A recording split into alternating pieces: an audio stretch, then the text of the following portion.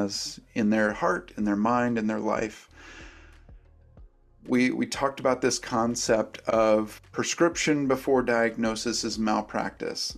We've all probably been guilty at some point in our life where we have come to grips with the fact that we throw solutions at somebody, whether it's in a team member, a friend, a family member, a coworker, other type of relationship.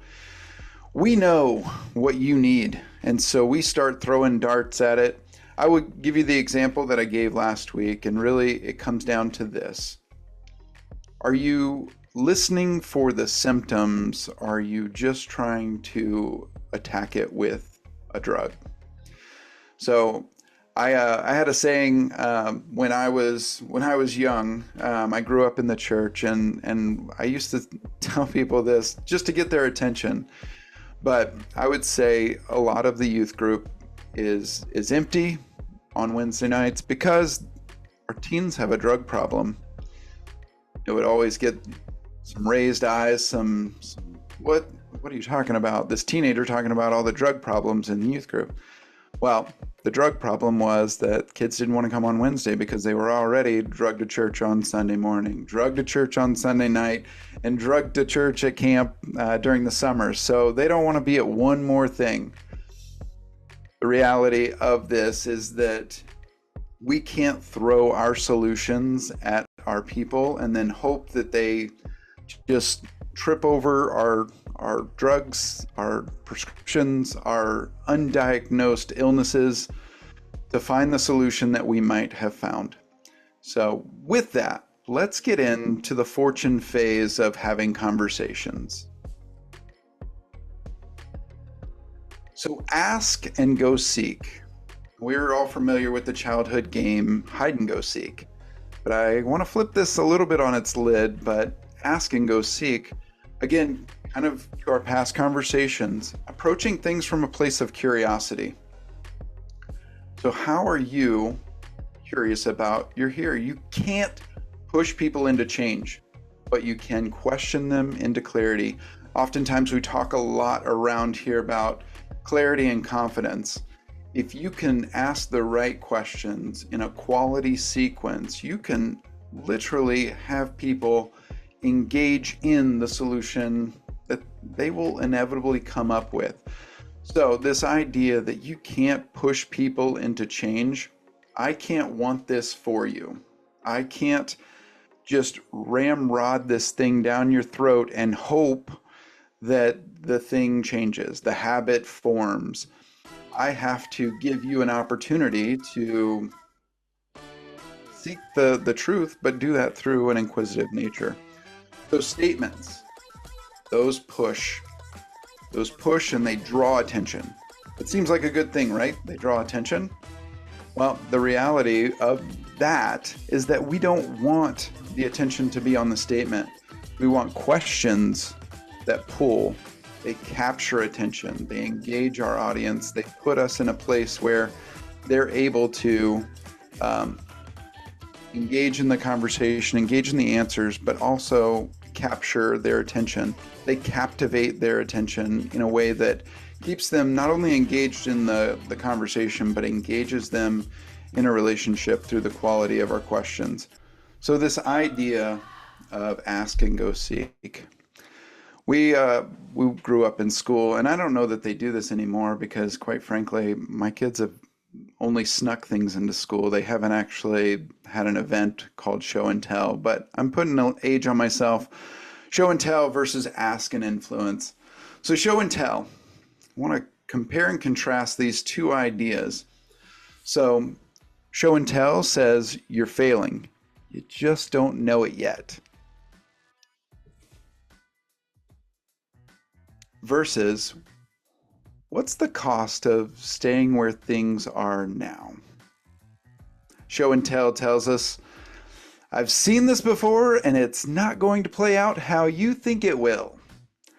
If I'm being honest, I have used that as a parent. But ask and influence, what's going to happen if this doesn't get addressed this quarter? You need to change. I changed X, Y, and Z, and I have total freedom. Versus, if you have total freedom, what would you change first? Question plus reflection equals perspective. The framework for this is ask a quality question. These are the open-ended questions that we've discussed before. So why, when, what, where, how? Walk me through it. Help me understand. These are those quality open-ended questions that allow us to open up the conversation that require engagement. They require something beyond yes, no, maybe, I don't know. If you've ever started a question with a closed-ended opening, I would always encourage, stop yourself. People will give you grace if they know that your intention is to have a higher quality engagement with them. Stop your question, apologize, rephrase the question, but ask a quality question, and then let them wrestle with that for a little bit. I think in week 2, we talked about the secret of silence, really embracing the power of the pause. Let them wrestle with what was just asked. Allow them space. Allow them an opportunity to be introspective in that moment. And then repeat their insight back to them. That's reflection, where we're literally raising up the mirror in front of them and giving them an opportunity to hear what they just said. I think the powerful thing about this is oftentimes as I navigate conversations, when I reflect something back, whether that's family, friends, whoever, when I reflect that back to them, oftentimes that's not what I meant to say. That's not how I wanted that to come out. We're giving them an opportunity in a very safe, secure environment to really tease out what it is that they actually are feeling in that moment. And now we're able to offer our perspective, that alternative angle. I think we could all recall at least one situation. If we're honest, there's a lot of them. They're vast and deep. But when we get an alternative angle to the same situation, that perspective exposes a lot of our blind spots in our thinking, in our doing, in our questions, in our answers, and the things that we believe about ourselves and of a situation. So going through this framework, we want to ask a quality question.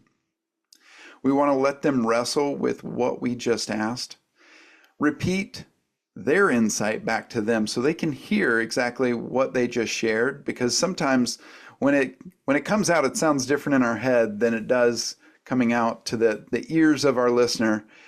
And then after those 3 areas are covered, we can offer perspective, that alternative angle that allows them a perspective that could just very well be aligned with their next best move. So with that, I'm going to give you a little bit of an activity, and because of time, I want you to take this as a screenshot, but identify one objection you hear often. Maybe it's price if you're talking about business, or time. Maybe that's a kid or a spouse or a team member. Risk, skill. I don't know what to do. I don't know how to do it. What if I fail? What are those objections that you hear often, personally and professionally? And then write 3 questions that lead that person, the hearer, to re-examine their objection. What, why, when, where, how? Ask those types of questions. I'm going to give you 30 seconds to kind of take this screenshot, but I want to offer this as guidance before we jump into some examples. Really understand what is being objected to before you start to throw out solutions. So thinking through, if maybe it's a spouse, maybe it's a partner, maybe they don't have perspective. Going through that framework where we're offering quality questions, we let them wrestle with it. I will tell you that in doing a lot of training over the years with leaders or aspiring leaders, mostly managers, making that transition, allowing somebody to sit in silence to process. What we know of the human perspective is that 8.7 out of 10 are either high analyzers or high stabilizers. They need time to process. So that on the disc you have DISC. A lot of our people, a lot of the people in our lives are those S and C, the analyzers, or they're the supportive ones. They're the ones that love to make sure everybody's good. They're almost to a detriment to their own. They're willing to give up themselves in order to make sure other people are good. And then on the C, those analytical types, they need to know all of the facts before they make the next move. So if you're talking to a room of 10 people, 8.7, almost 9 out of the 10 are going to fall in one of these two buckets. So following this framework is going to give you a lot of opportunity to unearth or tease out a lot of these things that you can get from your hearers. So turning objections into objectives. I think sometimes we hear objections and it's one of those deals where we could hear an objection and we hear no because maybe we're a stabilizer. We are that supportive type, the S on the disc. The objection is, this sounds good, but it's just not the right time. Turning that into an objective, what changes between now and later that would make this a better time? One of the things that I learned a while back as I prepared myself for kids, and I thought I was preparing myself for a couple, turns out that turned into a quiver of arrows that I have running around not only my house but the community now. But with that, I learned this idea of giving permission and giving options. So instead of, when they were younger and we were going to, I felt like I spent a lot of time at playgrounds and parks. It was, would you like to leave now or would you like to leave in 5 minutes? The answer is always going to be in 5 minutes. What they don't know is that 5 minutes is what I have to give. So I knew that they now felt in control of the situation, even though either way we were going to leave in 5 minutes. They could have saved me 5 minutes by saying, no, I'm ready to leave now. But either way, they get the option to take control of that or perceived control. But why we would reframe this objection into an objective is it exposes if timing is just a smokescreen or a facade or a lack of confidence. Maybe they don't know what they don't know yet. It helps them realize that waiting may not change anything unless something specific is expected to shift. Maybe they're expecting at the end of the month or the beginning of the next month that they're going to get a cash release from one of their big jobs. That's a legitimate timing thing. But maybe they're just saying, it's just not the right time because I don't have the confidence, I don't have the clarity, I don't have all of my questions answered to move forward. So changing those objections to objectives.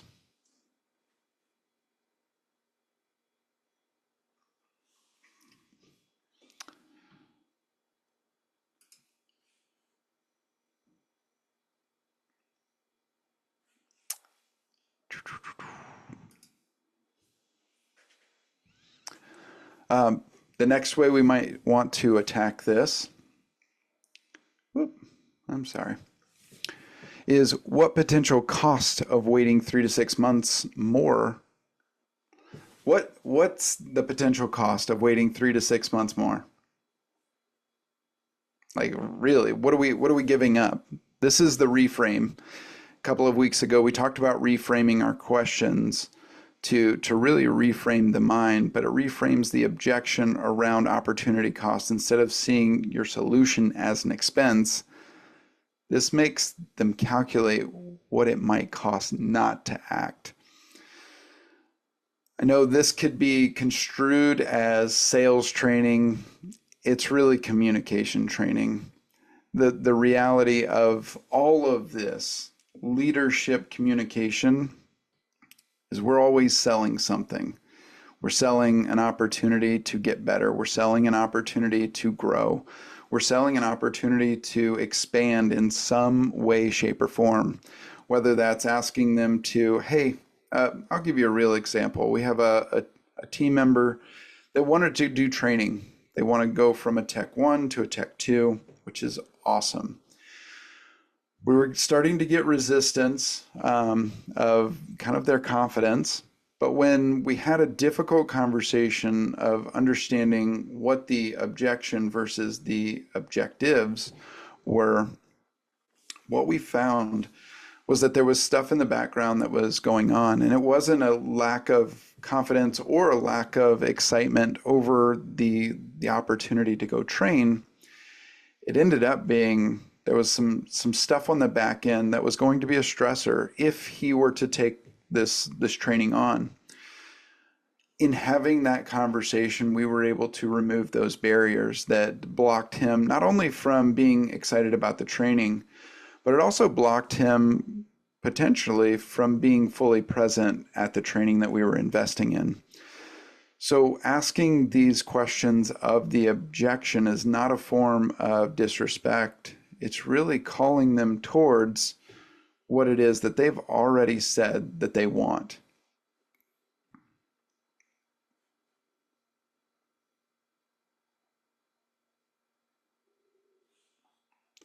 So lastly, we have that same objection.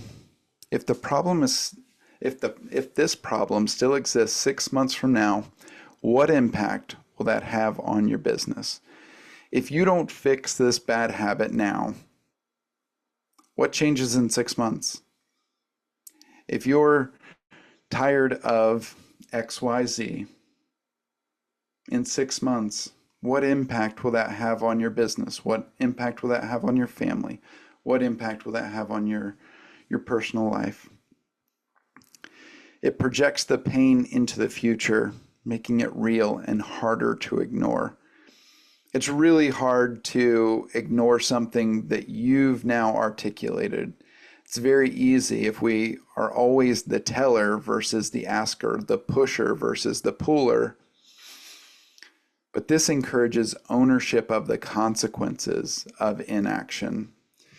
If we allow people to own it in our space from the HR side, my biggest goal is to transfer ownership of every role as soon as it's assigned. And I start this in the interview process. I want candidates to go through that journey and take more and more ownership of it. We start with, hey, here's our culture. This is who we are. Get to know us. If we want to move forward, great. Here's some operational stuff that you're going to learn, but you're also going to have to take ownership of. So I'm almost soft playing their ability to own something and display their competence for the role that they will then own.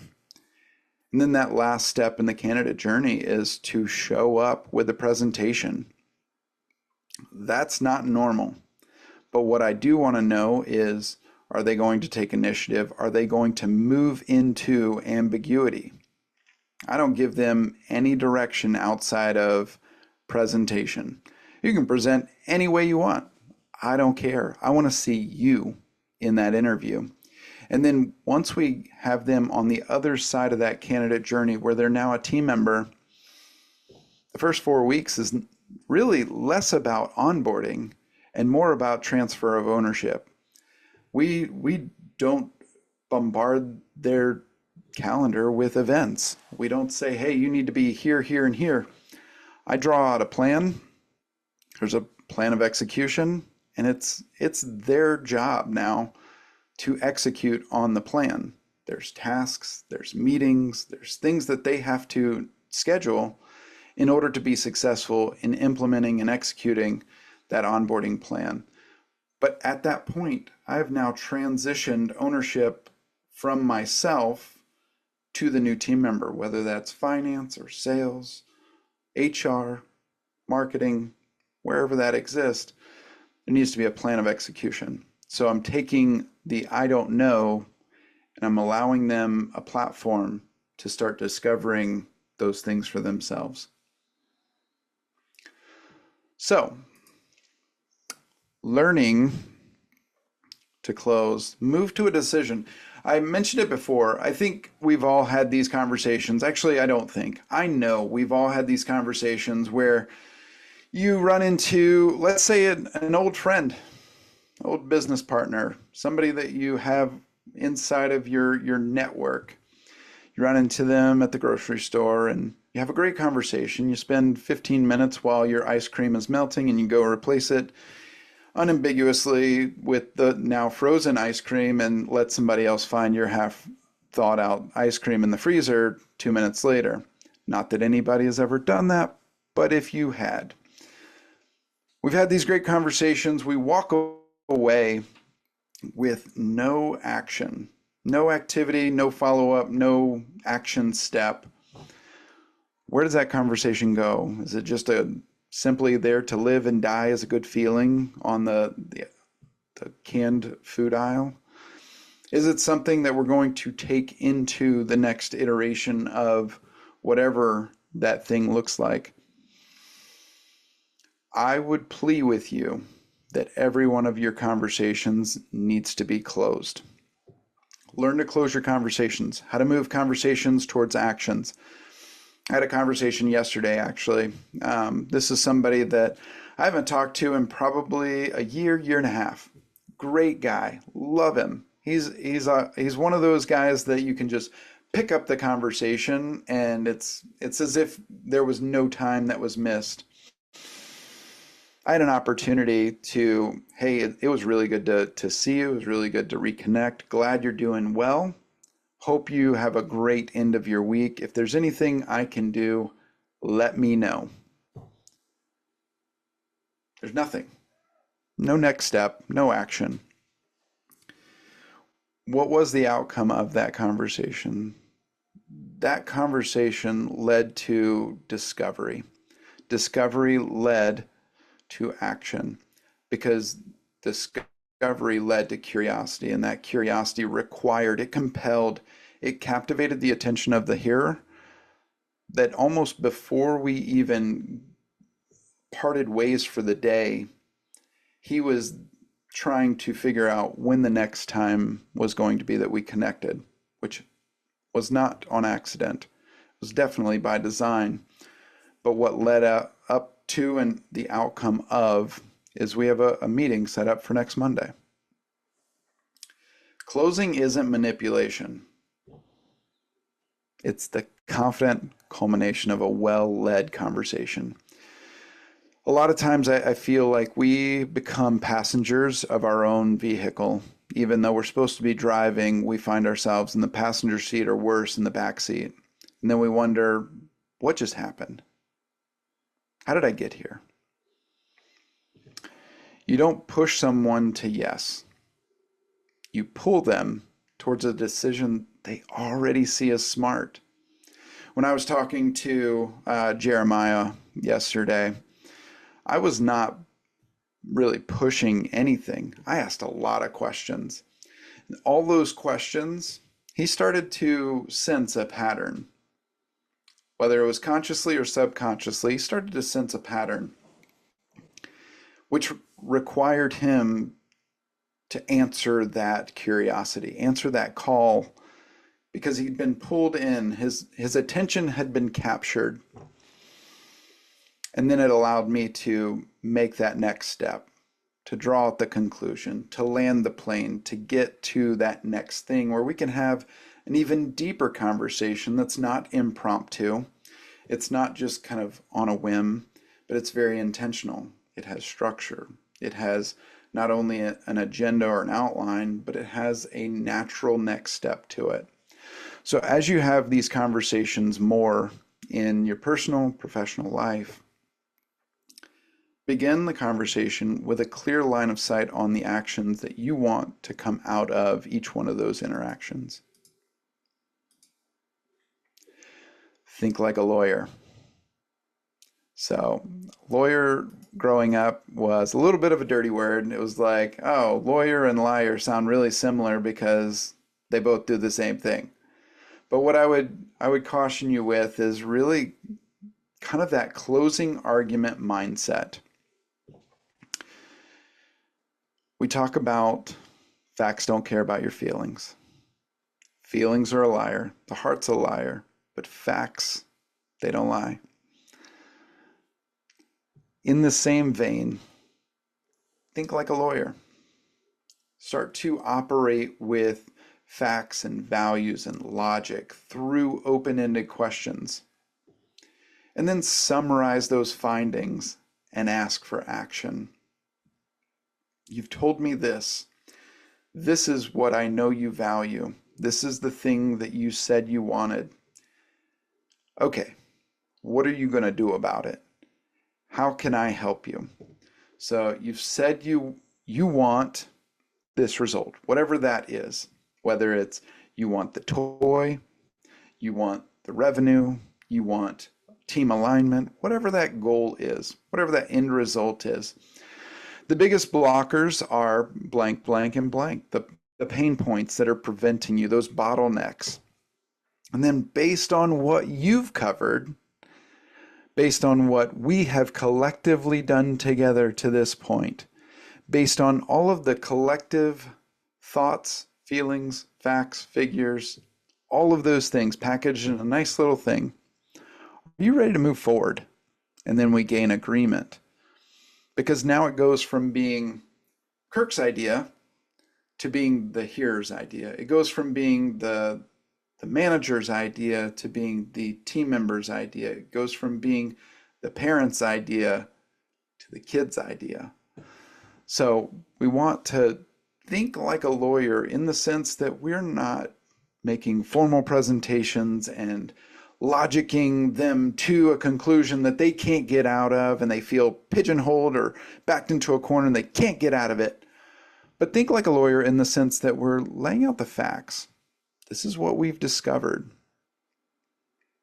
There's a reason I'm following this whole track of discovery process in our first conversation in the series to discovery witness. So thinking through what are the facts, what are the values, what are the logics that we have collected through quality questions, and then presenting that back to them. So conversations with conclusions receive attention. Kind of going back to the previous pieces is this idea of not allowing yourself to talk for talk's sake, having conversations with no conclusions, walking away without next steps. I'm very big on this, and whether it's internal with our team or external with clients, there are very few, if any, conversations that don't end with next steps and action items.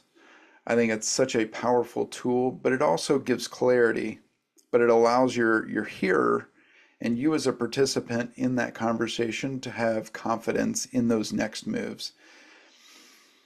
I'll put myself on the altar of embarrassment right now. Last weekend, my wife and I were having a conversation about we need to do more meal planning to make sure that we're hitting every day with something, whether the something is leftovers or the something is who's making what, when, and where. We left that conversation and I was doing something else on the back end of that conversation in the back of my head, full disclosure. About an hour or two later, she comes back and, hey, I really appreciate that we were able to talk through this, but I have zero idea of what I'm supposed to do. That's not her fault. That's mine. And so we had a very condensed kind of restating of what the facts were, what the intentions were, what the objectives were, and then we marched towards a conclusion. Long story short, we've got a meal plan. We've got a selection of things that we're doing meal wise, but there's a consistency, but there's a structure to it. So, conversations with conclusions receive attention. If you don't have your hearer's attention, I would go back. Did you control the conversation? Did you guide that conversation through quality questions? Here are the steps, the framework to go from closing a conversation and gaining agreement. You recap their problem in their words. One of the traps that I see with many supervisors and managers that want to be leaders is they talk to people the way that they receive messages, only to ignore the hearer themselves. A lot of times what we don't understand is people put our message through their filter, and it's incumbent on us as leaders to translate our message into their language. Few will object to themselves.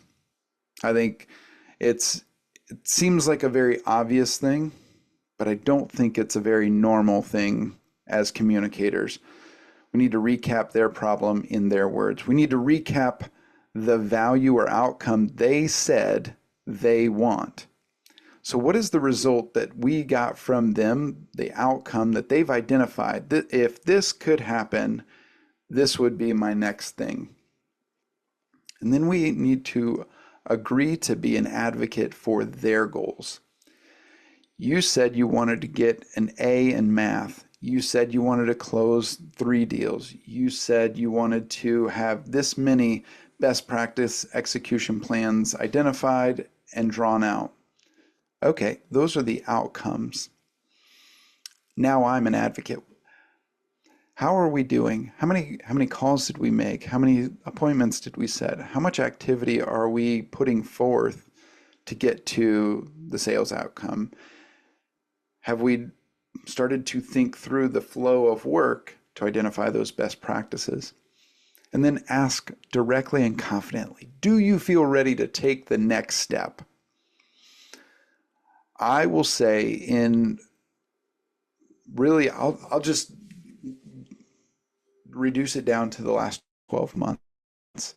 I have probably reviewed, screened, given feedback on close to 100 different conversations, some with employees, some with candidates, some hard conversations, some fun conversations, but conversations between two humans trying to come to common ground. This is, in most cases, the missing piece. Getting that last because maybe it's uncomfortable, or maybe we feel it's unnecessary to ask, do you feel ready to take the next steps? What questions do you have before we take the next steps? What questions can I answer before you do the thing? This is something that no matter what the audience is, if you can get this part, you will unpack a lot of the resistance, a lot of the bottlenecks that you see with your team, with your kids, with your spouse, with whoever you're having those conversations with, just by asking, do you feel ready to take the next steps? How confident? 1 to 10. That's my favorite. 1 to 10. What's your confidence in being able to do? And if they're anything less than a 7, then I need to clarify. 6 doesn't count for me. I say 1 to 10, but actually 6 doesn't count. So it's really 1 to 5. I need to clarify. 7 to 10, great. If I can get you from a 7 to a 10, what will that information look like? So now I'm having them tell me what it is, where they lack confidence, where they lack clarity to take those next steps. Whether we're cleaning toilets, or we're making door-to-door sales calls for their fundraiser. I'm not above an impromptu coaching session, even with the neighbor's kid. So the full count pitch, 3 sentence closer. So sentence one, we want to reflect their pain or desire in their words. You've said that problem, opportunity is holding your business back, holding you back as a student, holding you back as a, you name it. Sentence two, reframe how your solution directly solves that. Our product, our solution is designed to solve that by core value proposition. I'm going to work with you for 30 minutes on your homework every night. This is going to be designed to get you to at least a B, if not an A, because that's what you said you wanted. And then that sentence three, ask for action. Are you ready to move forward and start solving this now, or you just want to talk about it? One of the things that I ask, mainly my middle daughter, because she's 14, she's great, but she can sneak into that complainer mode very quickly. So I ask her, are you bragging or complaining? Because I need to know. I need to know if I need to correct you or celebrate with you. She always gives a little giggle, and then she either realizes I'm complaining to an audience that doesn't care. Meaning, I don't allow negativity around me. So I have it on a sign. If you don't remember it, there's a sign on my wall in the office. No negativity allowed. Like, either bring solutions or identify a challenge and then bring me 3 opportunities to solve the problem. But ask for that action. So train your people to be solution guided, solution based. So the next activity, I want you to write, and again, for the sake of time, I want you to take a screenshot of this. Write a 3-sentence closing argument for, maybe it's the offer, maybe it's a service, maybe it's a team member that you need to gain alignment with. Whatever it is, personally or professionally, this is a framework that is consistently producing results for me and our team internally. And then bonus, if you can find a friend, solicit a coworker, a partner, somebody to role play. One plays the prospect or team member, the other closes using the model. So take this as the activity, and then we will go into this with a lot more confidence to close the conversations. Last point is navigate with grace. We are all here to grow. You arrived on this training because you want to get better. Chances are that you got here because not only do you want to get better, but you surround yourself with people that want to grow, want to scale, want to get better, want to continue to expand the borders of their own abilities. We need to navigate resistance with grace and agility. While you might be just on cloud 9 of your growth journey, you might have a team member, you might have a coworker, you might have a business partner that may not be there quite yet. So don't view objections as rejection. They're just unanswered questions in disguise. What is causing this? What do you lack clarity on? Because I'm very confident if somebody has clarity and confidence in where we're going, the actions will follow that. Instead of debating or defending, redirect with empathy and curiosity. I always go back, and it was a dumb show, but I always go back to the Columbo show back in the 80s. He always knew the answer. He knew who did what in the mystery, the murder mystery that he was, depicting. But he always came at it from this place of curiosity, kind of this Columbo type of way that only he had, which it was just kind of I don't know. I don't know why I would have this question, or I don't know why I don't know the answer to this. And inevitably, the person or the subject or the suspect would unearth themselves to be the conclusion to his la-di-da type of questioning. Sometimes, and a lot of times, not just sometimes, a lot of times, we're going to interact with people both internally and externally, personally and professionally, that may not be fully aligned with where we are or where we're going. Approach that rejection, those objections that they have in their heart and mind with this empathy and curiosity to tease out what it is that's giving them stickiness, if you will, or keeping them stuck. Instead of convincing them to do whatever, ask them to explain why not.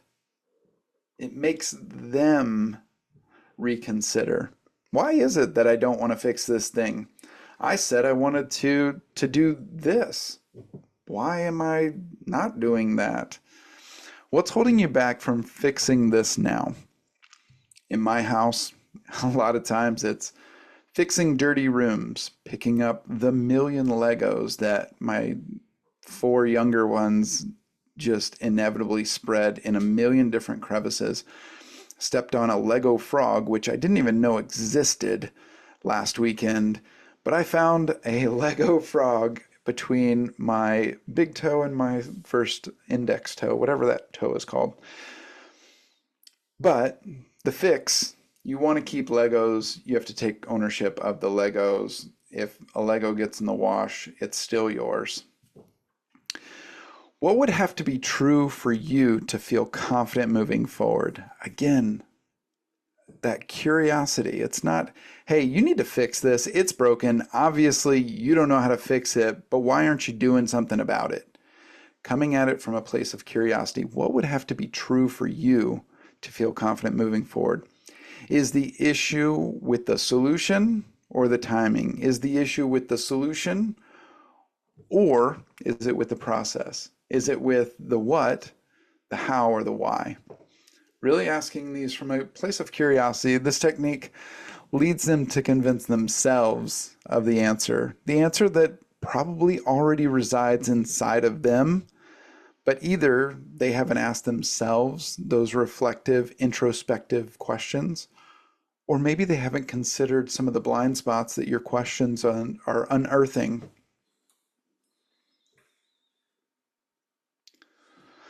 So grab your popcorn for some strategic concessions. Always be ready and willing to concede at something. So sometimes giving a little builds trust and lowers defensive-ness. I kind of gave the example earlier of we can leave now or we can leave in 5 minutes. I'll concede that we can leave in 5 minutes, but we have to leave either way. Giving something small, it's not a my way or the highway. That builds a wall, not a bridge. So, giving a little builds trust and lowers defensiveness. Concede something minor. You're right. Started with a positive. Before the takeaway, you're right. This isn't a small investment. Oh, okay. That's why I want to be sure it actually solves your core issue. And then we go right back into questions. If the solution delivered exactly what we discussed, would the investment feel worth it? I know $30,000 is a lot of money. That's a vehicle. That's a down payment on a house. That's a big investment. Okay, I'll concede that that's a big investment. Doesn't matter. Context is everything. $30,000 for somebody that only has $40,000, huge investment. $30,000 for somebody that's in a $3 million bank account, not a very large investment. Perspective. We have to get the perspective. We have to make some concessions based on the other person's view of things. So, you're right. This isn't a small investment. It's a big investment, but it's an investment. So then we're going to redirect. And then lastly, Some conclusions for us.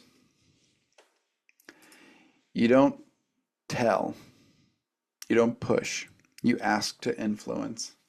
The skill here is we lead with questions, that curiosity, that hunger to know not only the person, but what they need, what's between them and their goals, and get them thinking out loud.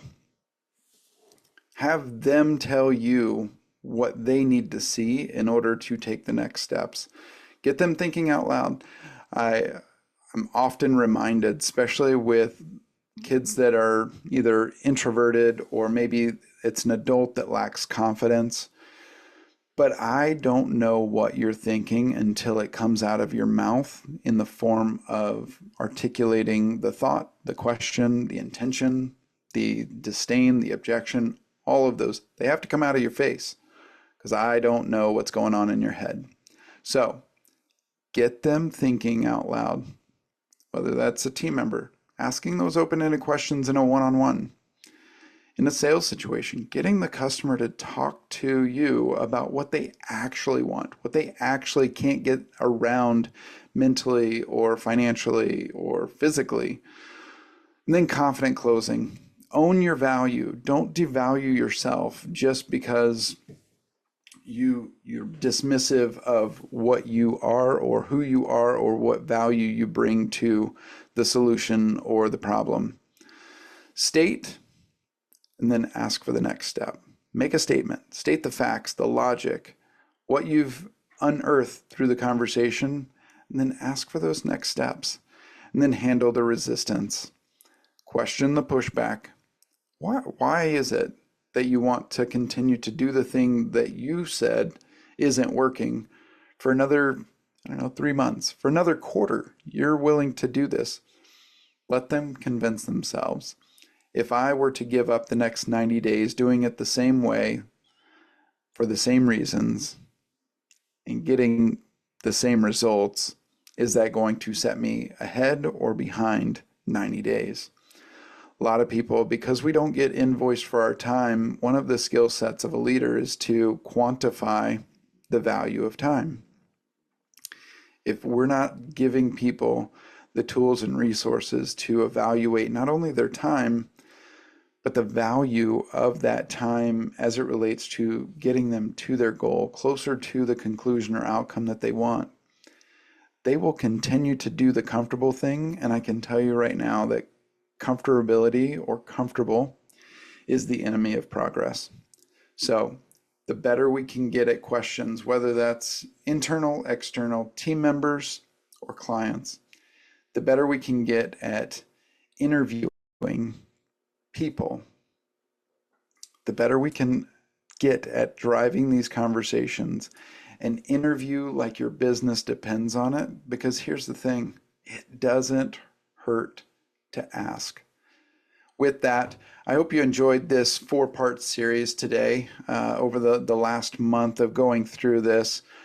You'll find this on a couple of different platforms, whether it's in the Build to Scale, the Business Builders, if it's on YouTube.